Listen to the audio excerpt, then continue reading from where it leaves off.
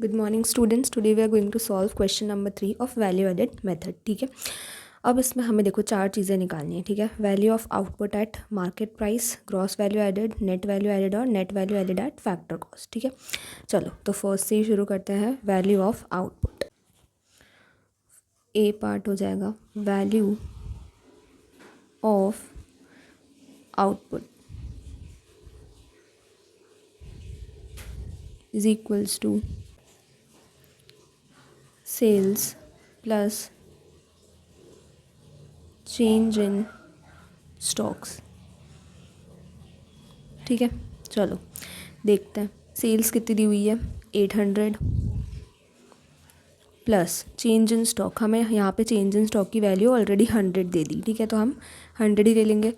Closing stock minus opening stock की value हमें already 100 दे दी। ठीक है, बस तो ये तो बहुत आसान हो गया। ₹900 कितना है, करोड़ में है। ठीक है, तो करोड़ है ना, यहाँ पे आप वैल्यू देख लिया करो करोड़ में कि लैक्स में। बी पार्ट क्या निकालना है, gross value added at market price. ठीक है, यानी कि कुल मिला के वैल्यू एडेड निकालनी है। तो हम यहाँ पे लिख लेते हैं बी वैल्यू एडेड।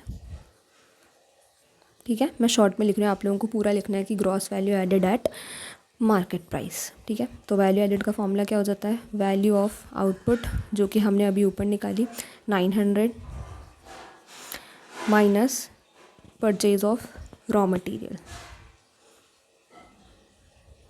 ठीक है, तो यहाँ पे हमें क्या दिया हुआ है, परचेज ऑफ इंटरमीडिएट इनपुट्स, तो वही लिख लेते हैं परचेज ऑफ इंटरमीडिएट इनपुट्स। ठीक है, परचेज ऑफ इंटरमीडिएट इनपुट्स हमें दिया हुआ है 200, तो बस माइनस 200 कर देंगे। तो 900 माइनस 200 ये कितना आ जाएगा, ₹700 करोड़। ठीक है,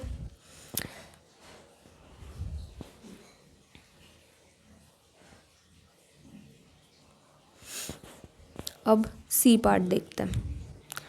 सी पार्ट में क्या दिया हुआ है कि क्या पूछा है,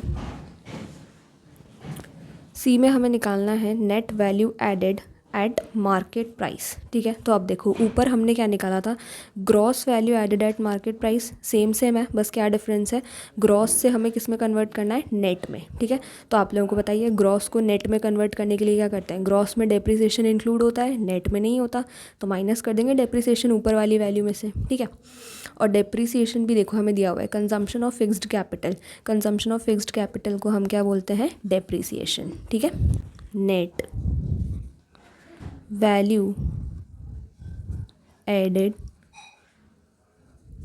eight market price is equals to gross value added at market price. ठीक है, आप लोग एग्जाम में पूरा लिख देना, मैं शॉर्ट में करवा रही हूँ। माइनस क्या कर देंगे,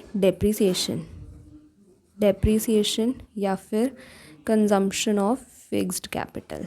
ठीक है, शॉर्ट में लिख रही हूँ बस। अब वैल्यू पुट कर देंगे, यहाँ ग्रॉस वैल्यू एडेड हमने पहले निकाला था। ठीक है, ये क्या है, ग्रॉस 700, तो 700 माइनस डेप्रीसिएशन कितना दिया हुआ था 50, तो 600 minus 50 is equals to ₹650 crore. Okay, तो अब हम लास्ट डी पार्ट सॉल्व करने जा रहे हैं। हमें क्या निकालना है, net value added at factor cost. ठीक है, अब देखो ऊपर हमने क्या निकाला था, सी पार्ट में net value added at market price. ठीक है, मार्केट प्राइस से किस में कन्वर्ट करना है, फैक्टर कॉस्ट में। ठीक है, तो कैसे करेंगे, मार्केट प्राइस में क्या होता है, NIT इंक्लूड होता है, फैक्टर कॉस्ट में नहीं होता, तो हम माइनस कर देंगे। ठीक है, चलो तो लिखते हैं net value added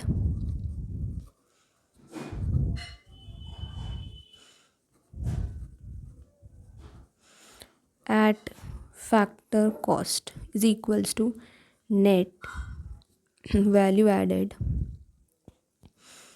at market price minus NIT। ठीक है, अब net value added at market price हमने पहले ही अभी निकाली, ₹650 आई थी उसकी वैल्यू। अब माइनस कर देंगे NIT, तो देखते हैं NIT हमें नहीं दी हुआ, NIT हमें नहीं दिया हुआ है डायरेक्ट, हमें क्या दिया हुआ है, इनडायरेक्ट टैक्सेस और सब्सिडीज़, और हमें पता है कि इनडायरेक्ट टैक्स माइनस सब्सिडीज़ करते हैं तो हमारी NIT आ जाती है। ठीक है, तो लिख लेते हैं इनडायरेक्ट टैक्सेस माइनस सब्सिडीज़। ठीक है, मैं फिर से शॉर्ट में लिख रही हूँ, is equals to 650 minus indirect taxes कितने दिए हुए हैं 75, सब्सिडीज़ कितने दिए हुए हैं 25, तो 75 minus 25 that is equals to 650 minus ये कितना हो जाएगा 50। ठीक है, तो बस फाइनल आंसर कितना आ जाएगा, ₹600 करोड़। ठीक है, ये आ गया हमारा net value added at factor cost. मिलते हैं नेक्स्ट क्वेश्चन में। Thank you.